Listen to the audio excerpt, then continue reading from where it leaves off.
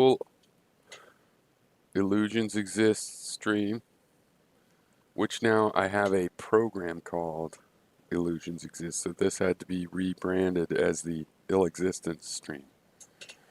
Alright, so I'm going to talk about a few things. If anybody shows up, the thing about this kind of a stream, I used to do a live stream every Sunday for quite a while, and so this is not quite that. However, there is a link to the Hangout, and you should be getting audio through the Hangout. Now, we had an echo problem last time I did a little test, so if anybody shows up, we'll do a little test of the audio. And anybody listening in chat can tell me, because it can be hard to test, because if I turn on the audio and like that, then of course we're going to get an echo, and that could cause the problem I was seeing last time, but I don't think I had this on, but maybe. So I'm going to talk about a few things, and if anybody wants to join in, the stream is open. All right. The things I'm going to talk about are term limits.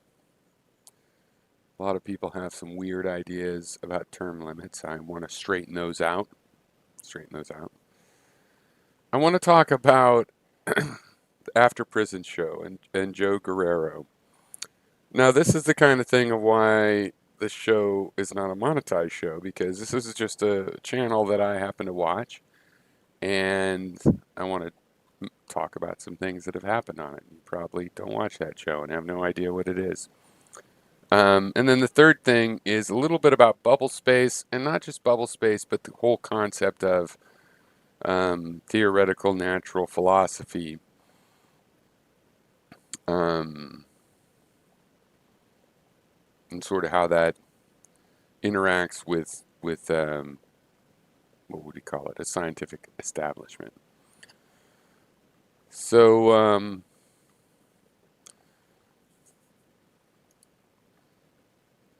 let me do a test here.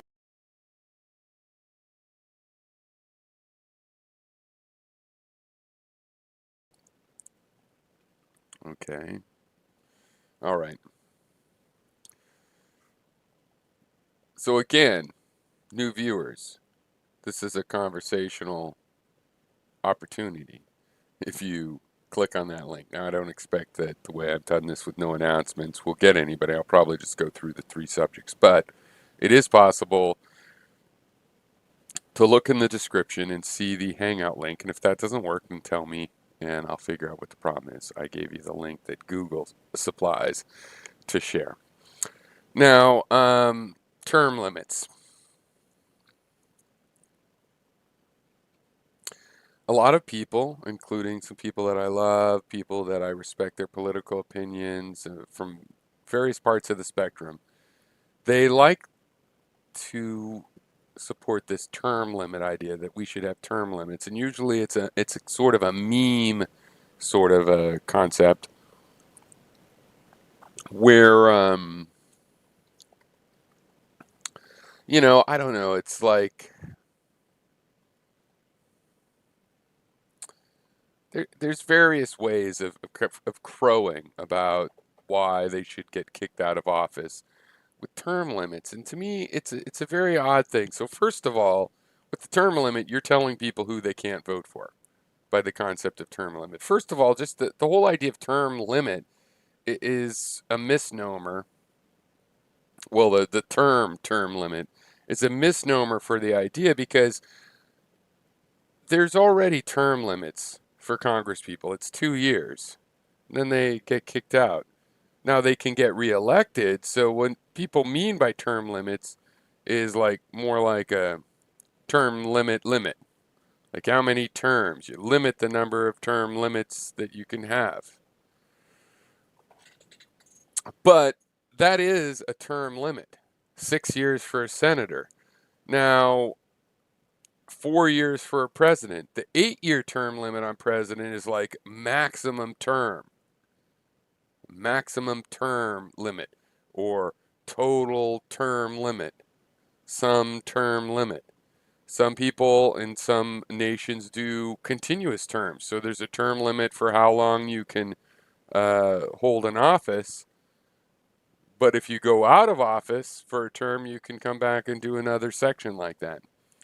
So, one is just this idea that we should remember that we do have term limits for most of our offices, and not all of them. So that shows the meaning of a term limit. You can't say that there's really a term limit for the Supreme Court justices because they serve for life, right? They serve for life except for being impeached. So that's not a term limit.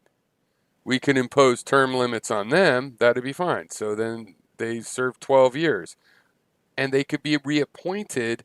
It would still be a term limit because it's different saying how long someone will serve and then they have to get reappointed or reelected or whichever is a totally different activity than saying that the people that do the appointing or the people that do the electing, the voters, can't vote or elect that person anymore.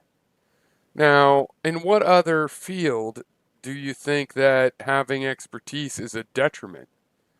If you had a bad doctor, would you say that doctors should have a term limit? No, you just got a bad doctor. Maybe he should be kicked out of the medical field. A medical association should step in. But the idea that the solution would be, well, just make sure doctors can only be doctors for 4 years.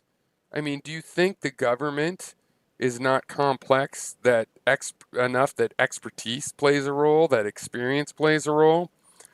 The whole point of having to reelect Congress people every 2 years is that they are constantly under the scrutiny of the people. And the main problem is really just campaign finance reform, which, the fact that they have to spend that 2 years collecting allies and money to be able to run again. And by the way, I would like public financing for campaigns, but I wouldn't just, replace the $1 billion that they're spending now on advertisements. I would say you can't have political advertisements, and we create a C-SPAN kind of channel and that's where you put all of the debates and all of that. And if other channels want to cover it, private, enterprise media, they could cover it, but no paid advertising. When I was a kid, there was a lot of things that were restricted from paid advertising, on TV, for example. There was other kinds of advertising. They could advertise to doctors in various ways, but, for example, pharmaceuticals, you couldn't advertise those on TV. And if you notice, you don't see a lot of advertisements for guns on TV. Why is that? That's interesting. Yeah, sometimes it's illegal to advertise something because while it might be important that it's available, that doesn't mean people should be able to lie to you in order to get you to buy it. So the bottom line with term limits, though, is that, think about it. You want to kick people out that have experience when you support term limits, but the problem with the corruption is that these politicians are in the pocket of big business already. You think if you kick people out, they won't be in the pocket of big business? Big business can afford to hire somebody every 4 years or 6 years or 8 years to run as the next person. They can take the same platform of the candidate that they hired previously, say, run with this platform, and hire a new person to be that, to play that role, right? They can hire somebody every 2 years, and that person can rest assured that when they get out of the government, that there'll be a position back in that industry that helped them run in the first place. Whereas the people, if we find somebody that's good at government and communication, like they understand civics and how to get things done, and they're good at communication, That's like a 1 in a million, or I don't know, 1 in a million is just a saying. That's a 1 in 10,000, 1 in 100,000 kind of person we've found that we've hired, and we're supposed to be limited in how long we keep this person that we found. So like if we're a business owner, we're hiring somebody, we find somebody that's really good at the job, but we've got to get rid of them. Why? Well, because those other people are corrupt. It's the only way we figured out to get rid of them. That's like chemotherapy. No, no, no. You don't tell me who to vote for. Term limits are how long your term is, and then you could be reelected. And with the Supreme Court justices, we ought to do it that way. Give them 12-year terms and let them get reappointed. If you gave Supreme Court justices 12-year terms, then every president could appoint one or two. They might reappoint ones that they like or that are popular, and that'd be fine. And if they served for life until they died, fine. But term limits to say, oh, Congress people can only be in office 2 years or 4 years or 8 years.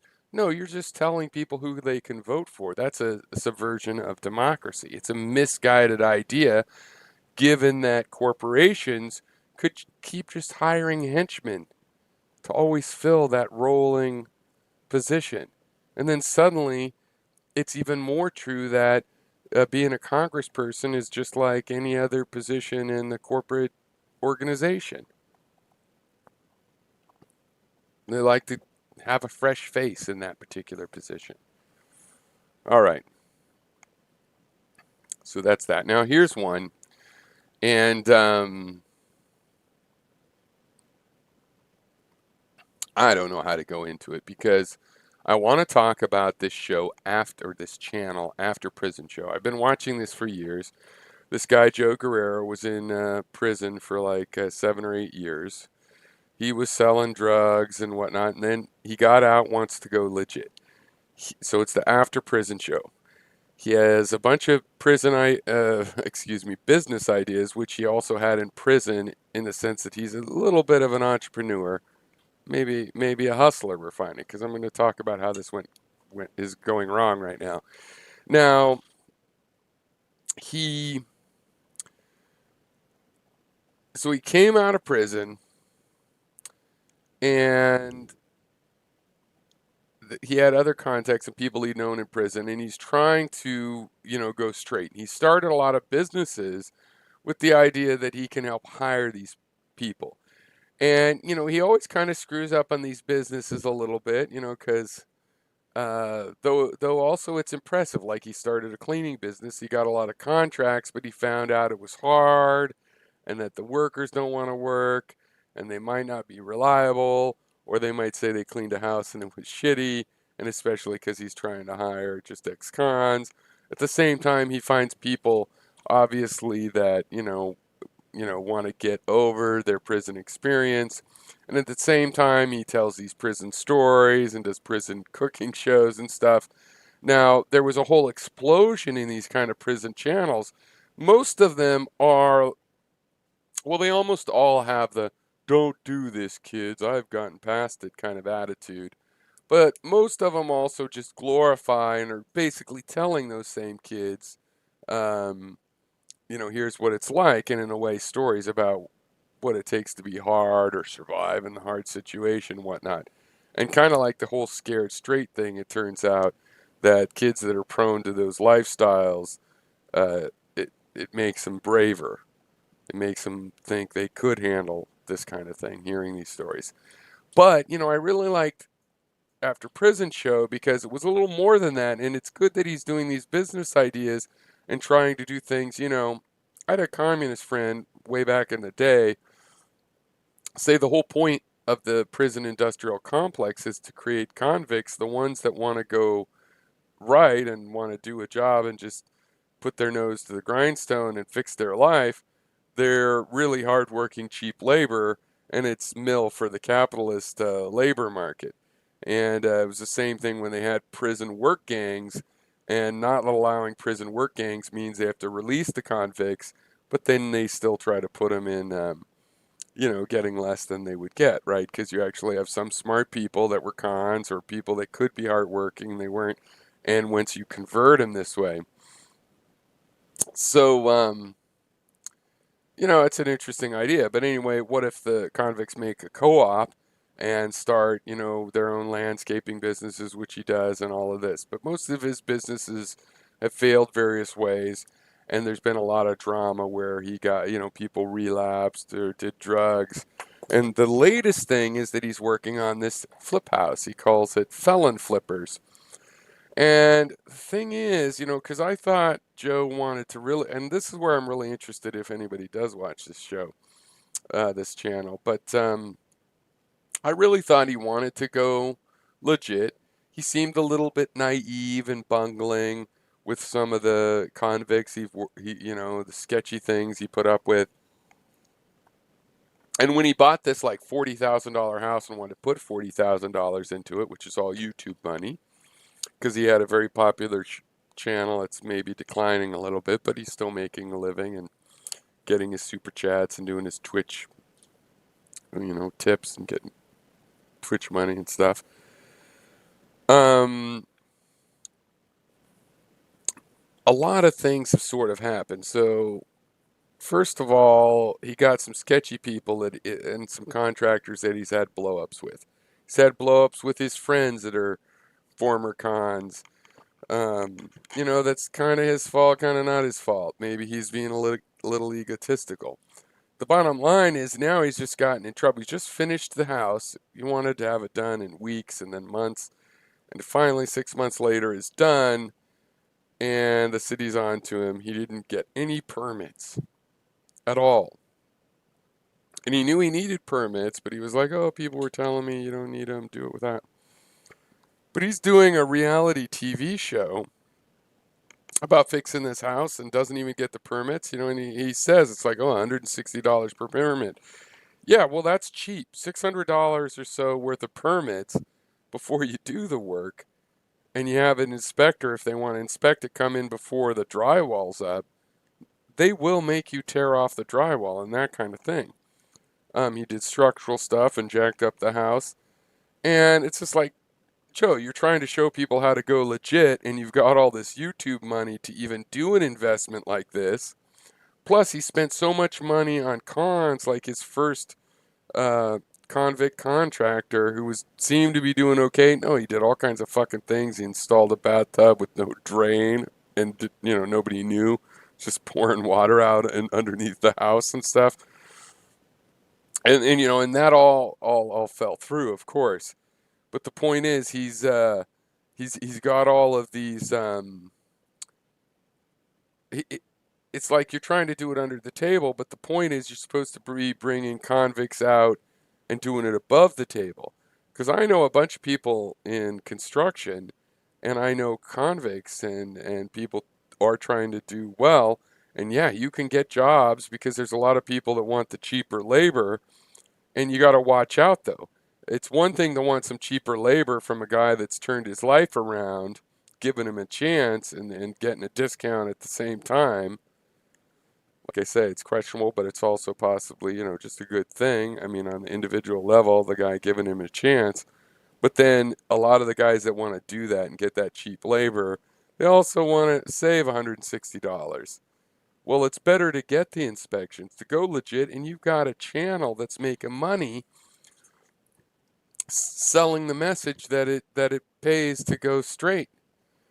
So it's just kind of funny. So he didn't do the permits. He also recorded and showed where he had a hot water heater, one of these kind that just heats it as it goes, so it's not too big.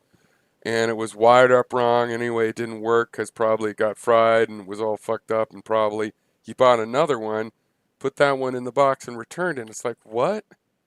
That's actually considered stealing if people know you did that intentionally. What the fuck are you thinking? Right? And then also it turned out that he just put the house in his name recently, and so for the 5 months he's been working on the house, it had an electrical box that went to somebody else.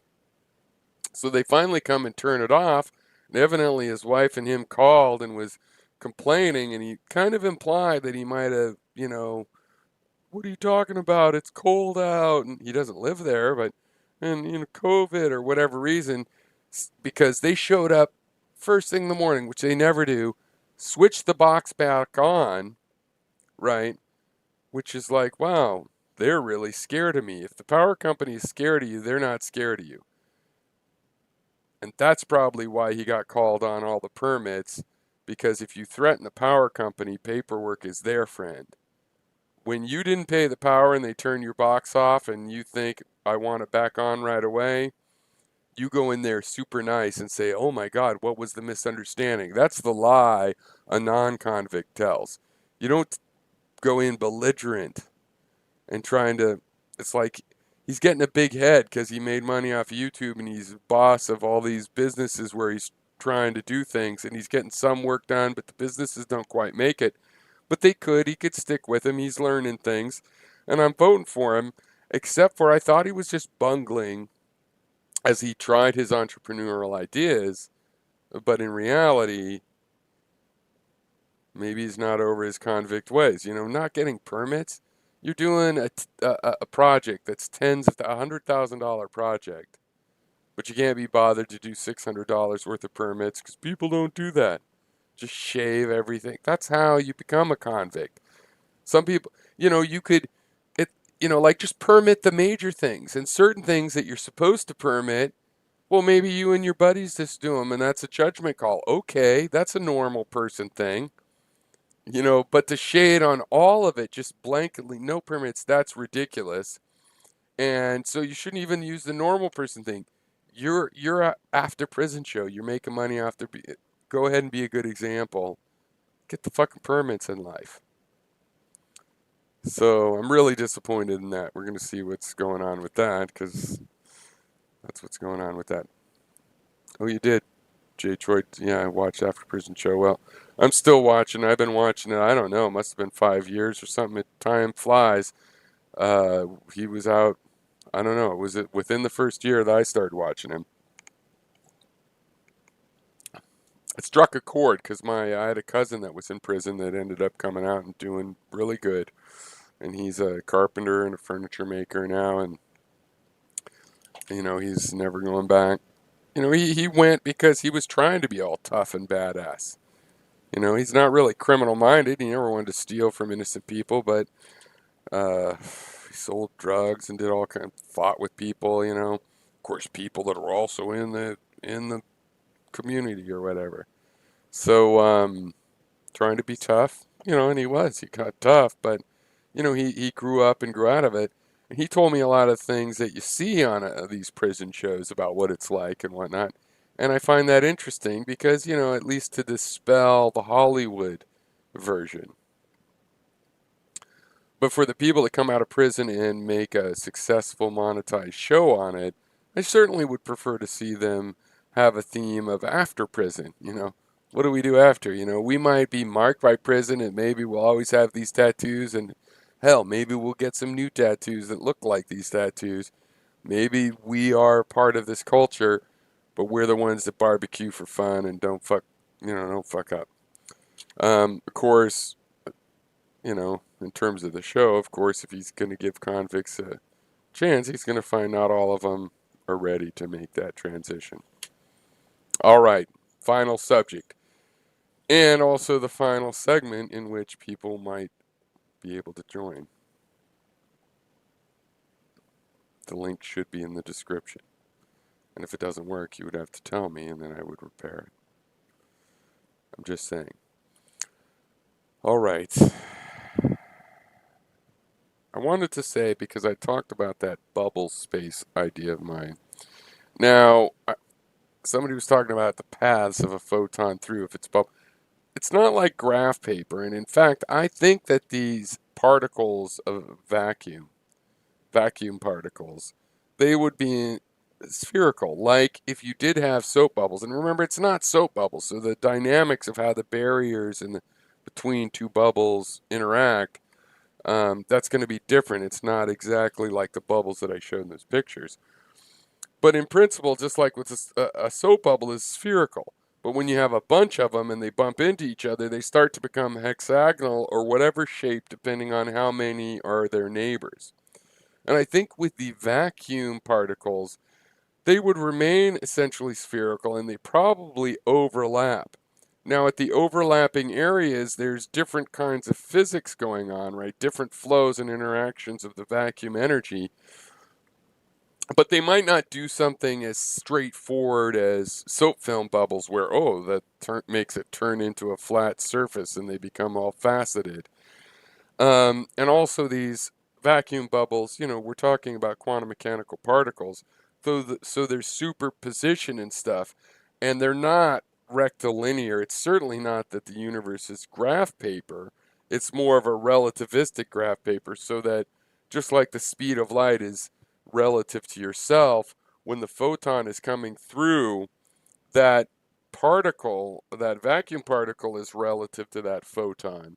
So it wouldn't necessarily impede or have an angle of incidence because that would depend on the nature of those particles. Also, the photon might not be striking the vacuum at all.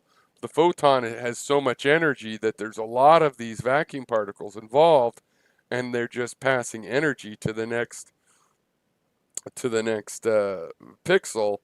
And since the pixels are spherical, overlapped, enmeshed, movable spherical particles, um, mathematically you'd still expect a total linear uh, path if there was anything, that had what we think of as like a momentum driven, track and path. However, also, um, it might be that that's just the wrong way to think about paths, that things are created and recreated through a cellular automata. Things are not traveling through the matrix so much as, along the matrix as part of it. So, one thing that we should remember with physics is we have to use metaphors that come from the sense and motor experience of our evolutionary history. So, it's never possible for it to be absolutely perfect. The metaphors, and bubble space or any other metaphor, and we're always reaching because the metaphor is supposed to indicate kind of the shape of the interactions going on, but it's always something different, more sublime and different than just the regular normal human sense and motor experiences. So we're trying to suss out what things and what the geometric shape of things are at a subatomic level that's inherently different from what we call the macroscopic level, but it's not totally unconnected. So of course it has symmetry with us, something like, fractal symmetry, where the shape of things does repeat, but the complexity at the different levels is not exactly the same. And so you do get to make sort of simple metaphorical statements. They could be apt, but they're not going to be like 100% concrete an explanation of the whole shape of this other thing. So when we talk about the universe being nothing but space, space being made of space particles, and matter just being space particles that have been distorted into energy capsules, all of that stuff, even though it's meant to be literally true, we're working through metaphors, right, to sort of imagine what a description like that would even mean. Um, a good example of how we use metaphor when we know the metaphor is just a metaphor would be a particle spin. So basically, what they found is when you shoot all kinds of particles, and not just simple elementary particles, but molecules and atoms. So if you shoot them through a device that can detect the the magnetic orientation of the magnetic pole, um, you find that everything has a magnetic pole. So basically, you can shape a magnets in a tunnel and shoot some sort of a particle through it. The original one was, for these kind of experiments was a silver atom. And you shoot it through there, and the magnets in the tunnel, if it's a neutral particle, it'll shoot straight through. But if it has any kind of a magnetic field, a north and south pole, it'll bend a little bit. And the north and south pole is, it's this axis like this, so it can be at any angle, right? And it'll bend off. But it can also kind of be forward and back, in which case it'll bend a little bit, right? So it'll make, if you shoot particles through, it should make a little cloud, a little circular cloud, where depending on the random orientation of its magnetic poles, it would hit at a different point on the detector. Well, when you shoot protons and electrons through, and neutrons, you would expect to see no curvature, because it's purely negative or purely positive, or especially in the case of the neutron, it's neutral. It should definitely shoot straight through. But they always curve. And in the case of elementary particles, not only do they curve, but they don't make the circle. They're always going up or down, up or down. So they make two little spots of the up or down, what they call spin. And the reason they call it spin is just a metaphor. They don't think that the electron or the neutron is spinning. Well, let's use the neutron. They don't think the neutron is really spinning. The physics doesn't say that there's something really spinning, but why the metaphor of it spinning? Well, the neutron is made, they hold, of these quarks, and the quarks do have charges of negative and positive 1 2/3. And so inside the neutron are charges.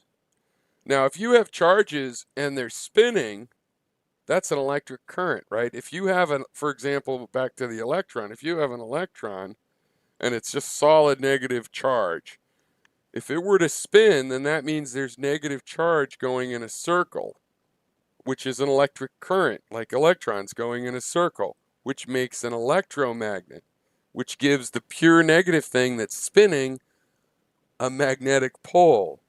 And when they look at things, everything has one of these magnetic poles, including all the things that are electrically neutral because they're made of electrical parts. And that includes even the electron, which, while it's an elementary particle, even in the quark model, it has this little pole as if it was spinning. Now, that's just a metaphor.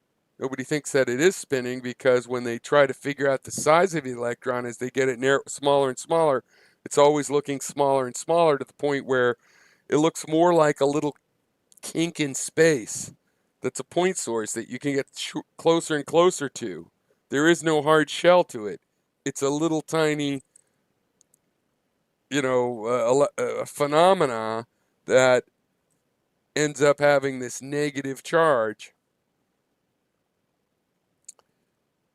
So it's way too small to spin, because it would have to spin way too fast at that size to make itself a magnet. So they're like, no, we don't think it is spinning. The reason they call it spinning is because it has a magnetic pole, even though it's a pure negative charge, which is something that would happen if you could have a ball of electrons and start them spinning. The electrons would be going in a circle. That's electricity, which creates an electromagnet. So, the metaphor is how we're speaking of all of this, and, it's okay to use our common sense, because that's where we get these metaphors from, but we also have to know that the common sense assumptions of our speculation is made out of human emotion, right? So that's why everything's bubble space. All right, cheers, everybody.